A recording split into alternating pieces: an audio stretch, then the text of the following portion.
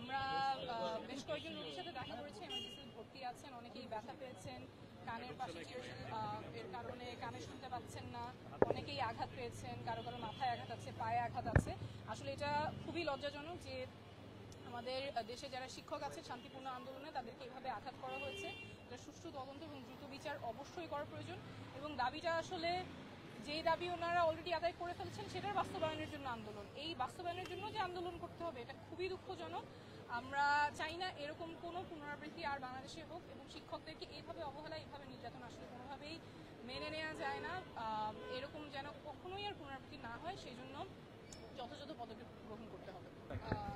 28 জানুয়ারি থেকে অলরেডি দেওয়া হয়ে গেছে, একটা প্রতিশ্রুতি দেওয়ার পরে তাদের আবার সেটা বাস্তবায়নের জন্য আন্দোলনে নামতে হচ্ছে। এটা খুবই দুঃখজনক।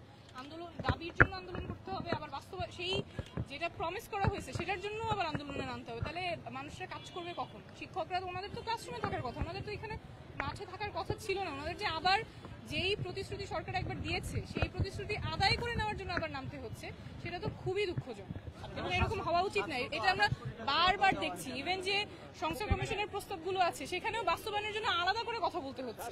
আলাদা করে তো কথা বলতে হওয়ার কথা না। যেই পরিকল্পনা আমরা চিন্তা করছি বা যেই সংস্কার আসবে, এখানে একটা ঐক্যমত আছে, সেটার আবার বাস্তবায়নের জন্য মানে আলাদা করে আমাদের স্ট্যান্স নিতে হবে। বাস্তবায়ন তো হওয়ার জন্যই পরিকল্পনা করা হয়। তো এই যে এই ধারাবাহিকতা যেখানে প্ল্যান হয় কিন্তু বাস্তবায়নের রূপরেখা থাকে না, এটা আসলে দুঃখজনক এবং এটা অনেক ইনএফিশিয়েন্সি তৈরি করে, অনেক ধরনের অস্থিতিশীলতাও তৈরি করে।